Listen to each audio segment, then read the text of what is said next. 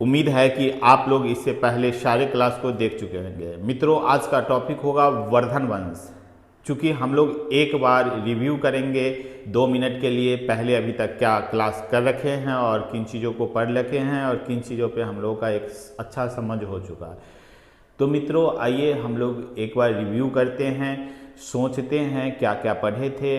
आप भी मेरे साथ ही सोचिएगा, आपसे आपके थिंकिंग से आपका सब्जेक्ट बहुत स्ट्रांग होगा और सब्जेक्ट पे एक अच्छी पकड़ होगी, क्योंकि पढ़ना रटना उसके बाद उसको सोचना बहुत ज़रूरी है। तो हम लोग चलते हैं, थिंकिंग करते हैं। सबसे पहले पढ़े थे प्रागैतिहासिक काल। प्रागैतिहासिक काल में देख रहे थे पाषाण से और नवपाषाण तक का काल, जिसमें मानव एक विकास के क्रम में धीरे धीरे पशुपालन तक आता है मित्रों। ठीक है, फिर हम लोग उसके बाद देखते हैं आदि ऐतिहासिक काल। इस समय की लिपियां अभी तो प्राप्त है, उसको पढ़ नहीं पाए हैं, इसीलिए इसे आदि यानी आधा इतिहास का काल कहा जाता है। और हम लोग यहाँ देखते हैं क्या हो रहा होता है, तो कुछ संस्कृतियाँ, कुछ सभ्यताएं विकसित होती है, उसका प्रमाण मिलता है, अभी भी है हम लोगों के पास। इसके आधार पे पता चलता है कि ये नगरीय सभ्यता थी और विकसित सभ्यता थी। और मित्रों, इस समय हम लोग देखते हैं, इसके नाम से जानते हैं, क्योंकि इसका प्रथम बार जहाँ खुदाई हुआ, जहाँ प्राप्त हुआ, वो हड़प्पा था, इसलिए हड़प्पा के नाम से जानते हैं, हड़प्पा संस्कृति या सभ्यता। लेकिन मित्रों, ये सिंधु नदी के आसपास है, इसलिए हम लोग इसको सिंधु सभ्यता भी कहते हैं। ठीक है, इंडस वैली सिविलाइजेशन के नाम से भी जाना जाता है। फिर हम लोग मित्रों उसके बाद देखते हैं मानव कैसे वैदिक काल में आ जाता है। भारतीय इतिहास में वैदिक काल की एक अहम भूमिका है, जहाँ से भारत की इतिहास प्रारंभ हो जाती है। और देखते हैं हम लोग कि वैदिक इतिहास को भी 2 भागों में बांट देते हैं। एक शुरू वाला, जिस समय ऋग्वेद का निर्माण हुआ था, और इस समय के काल को ऋग्वैदिक काल या पूर्व वैदिक काल के नाम से जाना जाता है मित्रों। फिर हम लोग इसके बाद बात करते हैं उत्तर वैदिक काल का, क्योंकि एक वेद के बाद 3 वेद का और निर्माण होता है। और फिर ऋग्वेद में भी कुछ बदलाव किया जाता है, कुछ चीज़ें जोड़ी जाती है। और इस समय देखते हैं कि कैसे मानव विकास करते करते अपनी अवस्था में कुछ अधिशेष बचाने लगते हैं और एक छोटे से कबीलाई से जनपद का निर्माण कर लेते हैं मित्रों। और इसी जनपद में से एक शक्तिशाली जनपद का निर्माण होता है, जिसे हम लोग मगध के नाम से जानते हैं, जो आज के बिहार में स्थित है। क्लियर है मित्रों? फिर हम लोग उसके बाद बात करते हैं कि क्या ये जनपद क्यों बना, तो देखते हैं कि आपसी संघर्ष और खुद को आगे बढ़ाने के अलग अलग कबीलाई जनजातियों के द्वारा ये प्रयास चल रही होती है। और इस प्रयास के बीच में धीरे धीरे समाज का निर्माण हो जाता है, लोग अस्थायी रहने लगते हैं, कृषि पशुपालन और फिर उद्योग का भी विकास होता है। लोग आपस में एक दूसरे से व्यापार करना प्रारंभ कर चुके होते हैं और क्रय विक्रय की पद्धति, विनिमय पद्धति के आधार पर आधारित रहती है। और देखते हैं कि धर्म कहीं ना कहीं अपना दस्तक दे चुका होता है। और इसी धर्म और ऊंच नीच के तुलना के कारण, समानता की कमी के कारण धर्म युद्ध प्रारंभ होता है और खुद का वर्चस्व स्थापित करने की एक परंपरा शुरू होती है। और इस परंपरा में हम लोग उस समय पढ़ेंगे बौद्ध और जैन धर्म की बात मुख्य रूप से। मित्रों, चूँकि बौद्ध और जैन आपको नहीं बताया गया है, एंसेंट हिस्ट्री के लास्ट में बौद्ध और जैन की बात हम लोग करेंगे अलग से। ठीक है मित्रों, उसके बाद देखते हैं कि कैसे भारत का इतिहास आ जाता है प्राचीन भारतीय इतिहास में, यानी 600 ईसा पूर्व से लेकर के बाद के इतिहास में, जहां हम लोग देखे थे कि महाजनपद का निर्माण होगा और यही महाजनपद से वंश का उदय होगा और प्रत्येक वंश में कुछ शासक आएंगे, उनकी कुछ क्रियाकलाप होगी और उनसे संबंधित कुछ शासन व्यवस्था, प्रशासनिक व्यवस्था, राजनीतिक व्यवस्था, और इसके कारण हम लोग देखेंगे धर्म की व्यवस्था, और इन सभी का कारण देखेंगे हम लोग राजनीतिक व्यवस्था, जिसका उदय होता है आर्थिक व्यवस्था के कारण, और इन सब के बीच संघर्ष और फिर आगे का क्रम, जिसमें हम लोग सबसे पहले पढ़ते हैं हर्यक वंश, फिर हम लोग पढ़ते हैं शिशुनाग वंश, फिर हम लोग पढ़ते हैं नंद वंश, फिर हम लोग पढ़ते हैं मौर्य वंश, फिर हम लोग पढ़ते हैं शुंग वंश, फिर हम लोग पढ़ते हैं कण्व वंश, फिर हम लोग पढ़ते हैं शातवाहन वंश। इस बीच में हम लोग देखते हैं कि भारतीय पटल पे कुछ विदेशी आक्रमण भी होता है, और इन सभी के बारे में हम लोग पढ़ते हैं। सबसे पहले चूँकि वैदिक काल में आर्यों को भी विदेशी ही माना गया है अलग अलग इतिहासकारों के द्वारा, तो अलग अलग इतिहासकार विदेशी आक्रमण की बात करते हैं, जिसमें हम लोग आर्य को सबसे पहले देखते हैं, फिर देखते हैं ईरानी आते हैं, फिर हम लोग देखते हैं कि यूनानी आक्रमण होता है भारतीय पटल पे, फिर हम लोग देखते हैं कि शक का आक्रमण होता है, फिर हम लोग देखते हैं पार्थियन या पल्लव जिसको कहते हैं उनका आक्रमण होता है, और फिर हम लोग देखते हैं कुषाण का आक्रमण होता है। कुषाण के ही कनिष्क की बात हम लोग कुछ किए थे।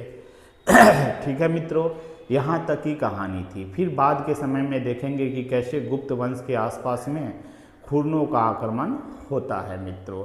लेकिन हम लोग देखते हैं शातवाहन के बाद एक और वंश जो अशोक के समय कलिंग में था, चेदी वंश की बात करते हैं। उसके बाद आपको बताया जाता है गुप्त वंश के बारे में, और इन सारे वंशों में विभिन्न राजाओं की बात की जाती है, विभिन्न साम्राज्य की बात की जाती है, और इन साम्राज्य से संबंधित सामाजिक स्थिति, उसके बाद राजनीतिक स्थिति यानी प्रशासनिक स्थिति, फिर उसके बाद उसकी आर्थिक स्थिति, और इसके कारण सांस्कृतिक स्थिति, और फिर कला और साहित्य की बात हम लोग मौर्य से करने लगते हैं। तो मित्रों, इस तरह से हम लोग आ जाते हैं गुप्त वंश तक।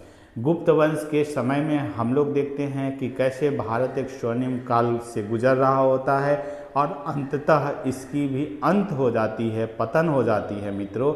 और इस पतन के बाद हम लोग देखते हैं कि भारत के सामाजिक स्थिति में क्या क्या परिवर्तन आया था। इस बीच में हम लोग जगह जगह पर अलग अलग यात्रियों की भी बात करते हैं, अलग अलग लेखनी की भी बात करते हैं, कुछ विद्वानों की भी बात हम लोग करते हैं मित्रों, जो आपको पिछले कई क्लास में बताया गया है। इसके बाद हम लोग देखते हैं प्राचीन भारत इतिहास में वो समय आ जाता है जब हम लोग वर्धन वंश की बात करते हैं, जिसका क्लास आज लिया जाएगा। तो मित्रों, ये 2-4 मिनट के सारे कहानी में आपको अभी तक मोटा मोटी पीछे से जो भी चीज़ पढ़ाया गया है उसके बारे में रिकैप किए हैं, ताकि आप इसको फिर से सुने। 4 मिनट के क्लास अगर 2-4 बार आप सुनते हैं तो आपको इतिहास पे एक अच्छा समझ आएगा, जिसके कारण इतिहास की आपके पास अच्छी जानकारी होगी।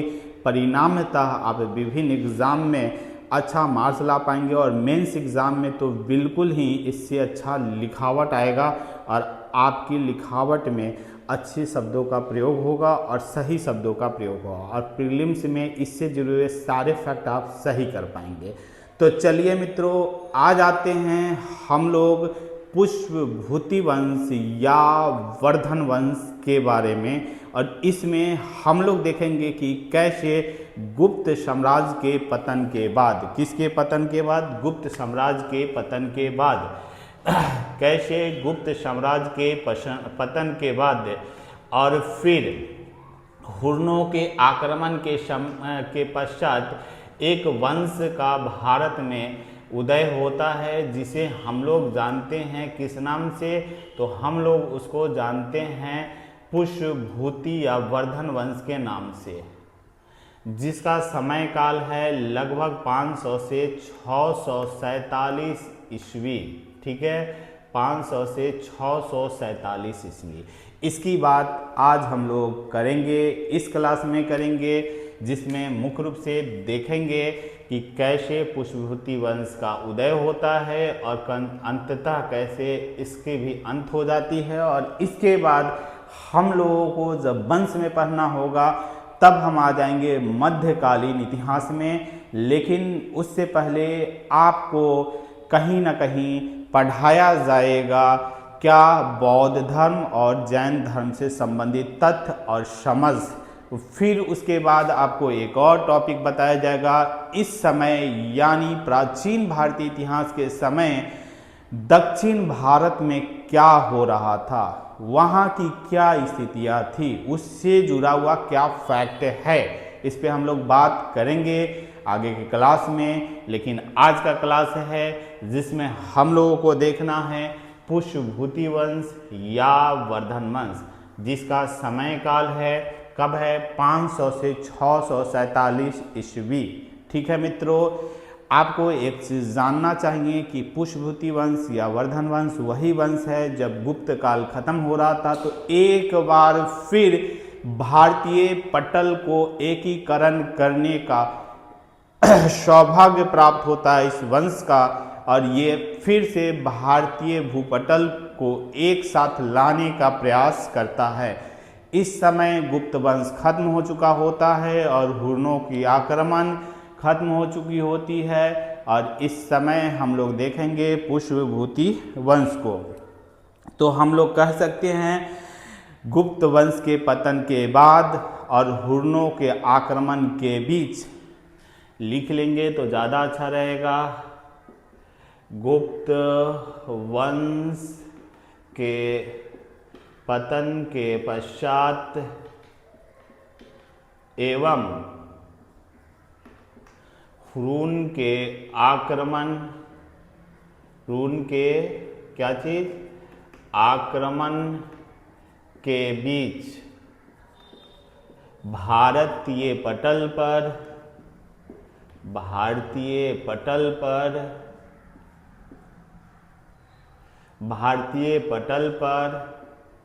एक वंश का क्या होता है, उदय होता है, जो भारत के एकीकरण करने का अंतिम प्रयास प्राचीन भारतीय इतिहास के पन्नों में दिखता है। तो मित्रों, इस तरह से हम लोग देखते हैं कि गुप्त वंश के पतन के पश्चात एवं ह्रून के आक्रमण के बीच भारतीय पटल पर एक वंश का उदय होता है। एक क्या चीज का उदय होता है, एक वंश का उदय होता है जो क्या है, भारत के एकीकरण करने का अंतिम प्रयास है। ठीक है, जो प्राचीन भारतीय इतिहास के पन्नों में दिखता है मित्रों। तो हम लोग इसी वंश की अभी बात करेंगे। अगर हम लोग बात करें कि इसका हम लोग के पास प्रमाण कहाँ से मिलता है, ये सोर्स हम लोग को कहाँ से मिलता है, तो वान भट्ट की कादम्बरी, याद रखिएगा कादम्बरी और हर्ष चरित्र नाम के बुक से, किसके, तो वान भट्ट के कादम्बरी और हर्ष चरित्र के बुक से ये पता चलता है। फिर हम लोग देखते हैं तो वेन स्वांग के सियूकी से भी ये पता चलता है। वेन स्वांग चीनी यात्री था, वेन स्वांग पता होगा, ठीक है। वेन स्वांग के सीयूकी नामक रचना से भी ये पता चलता है। ठीक है,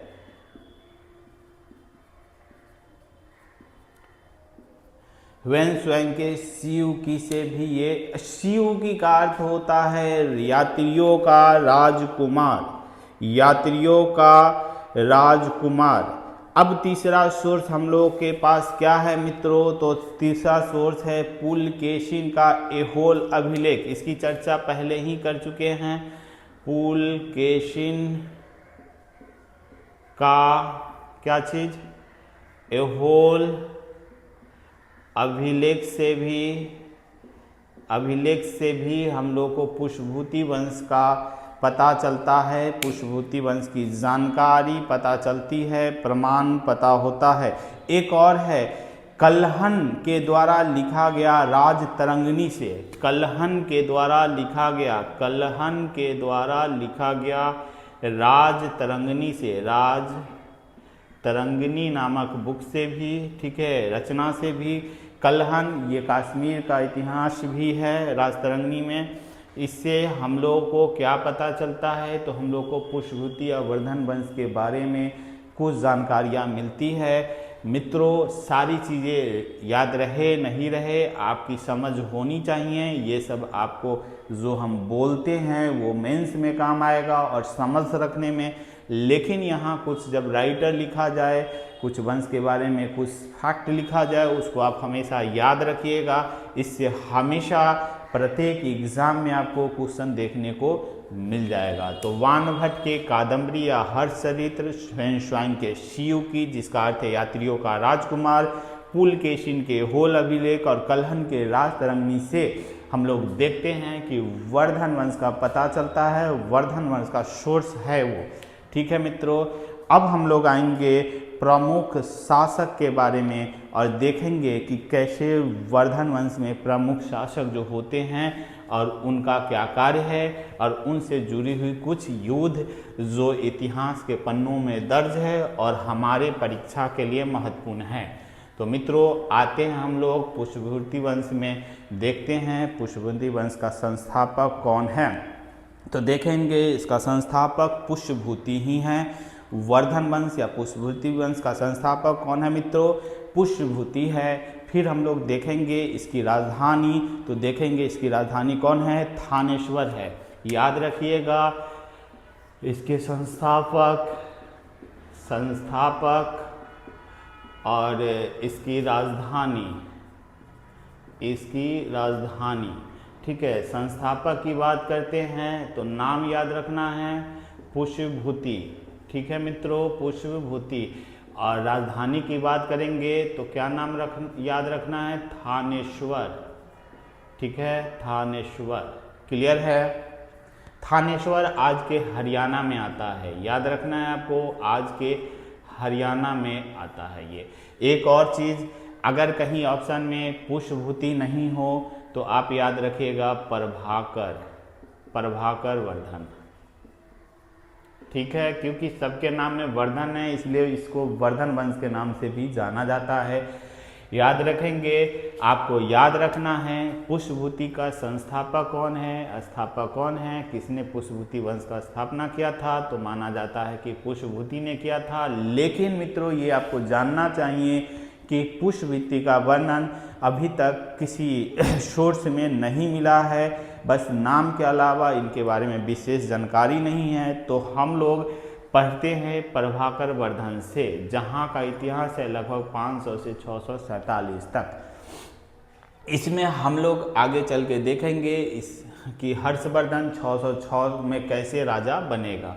फिर हम लोग यहाँ बात करते हैं राजधानी की, कि राजधानी कौन सी है, तो थानेश्वर है, और जो कहाँ पर, आज के कहाँ पर स्थित है, तो हरियाणा में स्थित है। तो मित्रों, दो चीज़ आपको याद हो चुका होगा। अब हम लोग बात करेंगे इसके प्रमुख शासक प्रभाकर वर्धन का, और यहाँ पे हमारे पास एक अच्छा कॉन्सेप्ट समझने की ज़रूरत है और होनी चाहिए, नहीं तो घचपच हो जाता है मित्रों, और लड़के यहाँ कंफ्यूज हो जाते हैं कि किसका, क्योंकि यहाँ पे एक युद्ध होती है जिसमें कई शासक समाहित हैं, कई शासक के आपसी युद्ध हैं और इससे कई क्वेश्चन बन जाते हैं जो हमेशा स्टूडेंट के लिए कन्फ्यूज़न रहता है। तो इसको आप गौर से समझिएगा मित्रों। आप देखेंगे कि मुख्य शासक प्रभाकर वर्धन के 2 पुत्र और 1 पुत्री होगी, 2 पुत्र और 1 पुत्री होगी। कौन? प्रभाकर वर्धन के 2 पुत्र, ठीक है, राजवर्धन और दूसरा पुत्र हर्षवर्धन। हर्षवर्धन से तो आप परिचित ही होंगे मित्रों, और हम लोग बात करेंगे एक पुत्री का। इसी पुत्री के कारण एक युद्ध छिड़ता है और जिस युद्ध के परिणाम स्वरूप उथल पुथल हो जाती है, जिसका नाम है राजश्री। क्या नाम है मित्रों? राजश्री।